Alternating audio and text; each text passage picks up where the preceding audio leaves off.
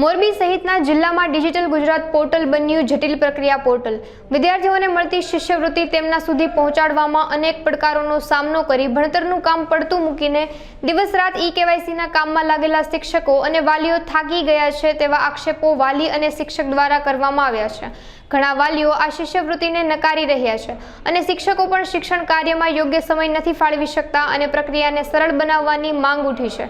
સરકારી પ્રાથમિક શાળાના શિક્ષકોને ઈ-કેવાયસીની કામગીરી સોંપાતા કકળાટ થવા લાગ્યો છે અને શિષ્યવૃત્તિની દરખાસ્ત કરવા માટે અનેકવિધ ડોક્યુમેન્ટ માંગતા હોવાથી કંટાળીને વાલીઓ પણ શિષ્યવૃત્તિ લેવાની ના પાડવા લાગ્યા છે। ત્યારે સમગ્ર રાજ્યના શિક્ષકોને ઈ-કેવાયસીની જટિલ કામગીરી સોંપવામાં આવતા શિક્ષકોમાં નારાજગી જોવા મળી રહી છે।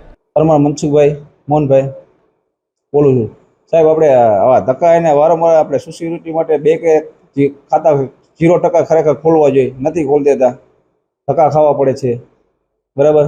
પછી કેવાયસી કરાવવી પડે, એના માટે નથી સર્વર ચાલુ થતું કેવાયસી ડાઉનલોડ, આધાર કાર્ડ રેશન કાર્ડ એ બધું અપડેટ કરવું પડે તો નથી થતું ધક્કા ખાય તો આ શિષ્યવૃત્તિ અમારે માણસ ધક્કા ખાઈને કંટેન નથી જોતી આવી લેવી। શિષ્યવૃત્તિ 150 જડે એમાં તો કેટલા ધક્કા ખાવા પડે એના માટે તમારે કેટલું નુકસાની જાય અમારે। મને 500 રૂપિયા હાજરી હોય એમાં તો 5 ધક્કા ખાય તો એમાં શિષ્યવૃત્તિ એમનું જમા કમાઈ લે। આ મોબાઈલમાં ઓટીપી દે, ચાચા દે, ભાઈ ઓટીપી પણ મને ખબર ન પડે બરાબર। હા હાજર હોય ત્યારે થાય નહીં, પછી ફોન કરીને મગાવે તો ખોટા દઈ ન શકે ઓટીપી, એમાં ખબર ન પડતી એટલે એના માટે સરકારને ખરેખર આના માટે કંઈક નિર્ણય લાવવો પડે એને સારો।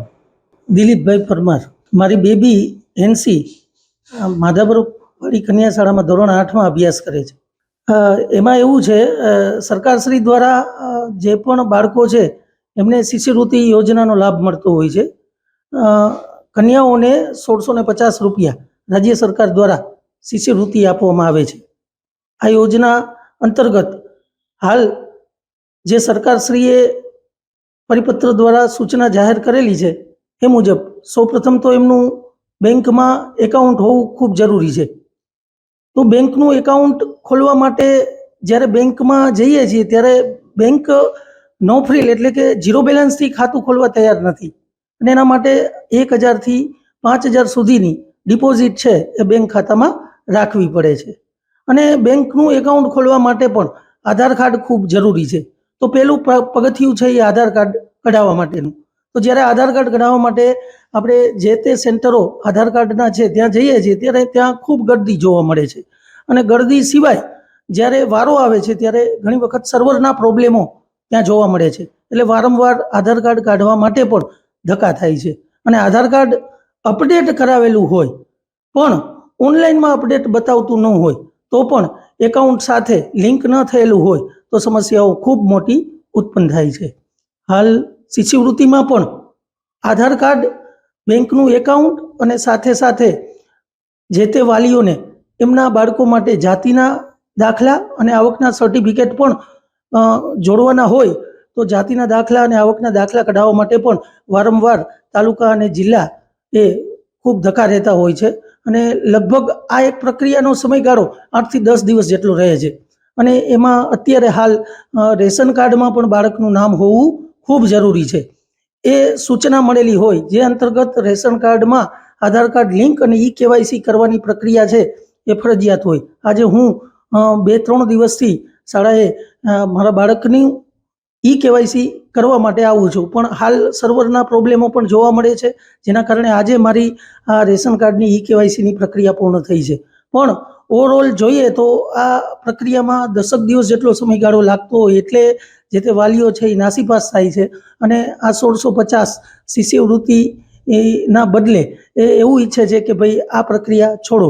આમાં સમયગાળો અને સમયનો ખૂબ બગાડ થતો હોય, પોતાના રોજગાર ધંધા છોડી અને બાળકો માટે એ ધક્કા ખાતા હોય અને ત્યાંથી એમને પરિણામલક્ષી કાર્ય ન મળે એટલે એ નાસીપાસ થાય છે।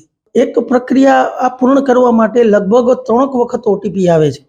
હવે ઘણી વખત તો એવું હોય છે કે જ્યારે જે તે સમયે બાળકના આધાર કાર્ડ કઢાવેલા હોય પણ ત્યારે એમને ખુદને પણ ખબર નથી હોતી કે કયો મોબાઈલ નંબર આપેલો છે અને મોબાઈલ નંબર પણ ચેન્જ થયેલા હોય છે અને બાળકોના વાલીઓ અભણ હોવાના કારણે જ્યારે આપણે એમને કોલ કરીએ કે ભાઈ તમને ઓટીપી મળેલો છે તો ખરેખર એ ઓટીપીનો રિપ્લે જવાબ પણ આપી શકતા નથી, એટલે આ પણ એક ખૂબ મોટી સમસ્યા છે।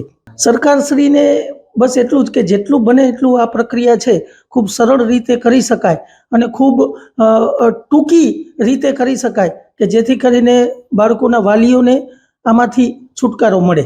દિનેશ વરસોલા, જિલ્લા અધ્યક્ષ રાષ્ટ્રીય શૈક્ષિક મહાસંઘ. અત્યારે સરકારશ્રી તરફથી આદેશ આપવામાં આવેલો છે કે દરેક બાળકનું KYC કરવું. હવે KYC કરવામાં અનેક પ્રકારની મુશ્કેલીઓ છે. દાખલા તરીકે એક બાળકનું KYC નથી તો એમાં આપણે પહેલાં લોગિન કરવા માટે 2 એપ છે એ ડાઉનલોડ કરવી પડે છે, PDS પ્લસ અને આધાર કેપ્ચર, ફોટો કેપ્ચર. એ 2 જે તે શિક્ષક અને પ્રિન્સિપાલના મોબાઈલમાં 2 એપ્લિકેશન ડાઉનલોડ કરવાની. હવે જ્યારે લોગિન થઈએ છીએ ત્યારે OTP આવે છે. એ OTP દાખલ કરીએ એટલે એ એપ્લિકેશન રન થાય છે. હવે એ એપ્લિકેશન રન થયા પછી એમાં અનેક એરર આવે છે. ગઈકાલે આખો દિવસ એ એપ્લિકેશન ચાલતી જ નહોતી, સાંજે થોડી વાર માટે ચાલેલી હતી.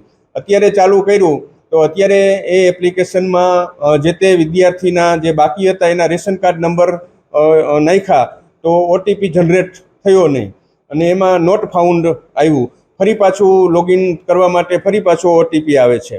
જો રેશન કાર્ડ નાખવાથી જે જનરેટ થઈ જાય તો ફરી પાછો એ રેશન કાર્ડ KYC કરવા માટે OTP વાલી પાસેથી આવે છે.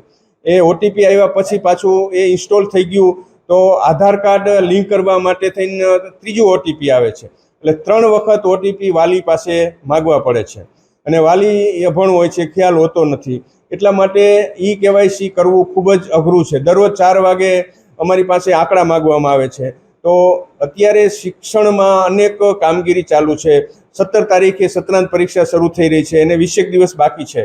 એટલે અભ્યાસક્રમ શિક્ષકોના બાકી છે પૂરા કરવાના, વિદ્યાર્થીઓના.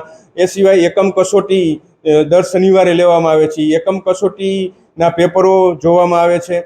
અત્યારે તાલીમ પણ ચાલી રહી છે અને સ્વચ્છતા પખવાડાનું કામ પણ ચાલી રહ્યું છે અને શાળાઓમાં કલા ઉત્સવ પણ ચાલી રહ્યો છે. તો આવી અનેક કામગીરીઓ વચ્ચે બાળકનું ભણતર છે એ બગડી રહ્યું છે.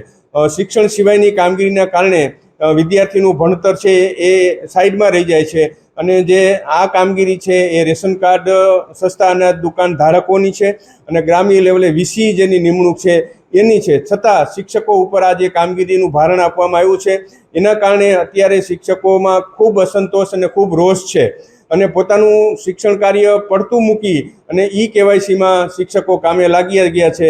અમારી સરકારશ્રીને નમ્ર વિનંતી છે કે જેને જેનું કામ છે એ કામ એને આપો અને શિક્ષકને માત્ર ભણવા દ્યો, અમને ભણાવવા દ્યો એવું શિક્ષકો પોકારી રહ્યા છે.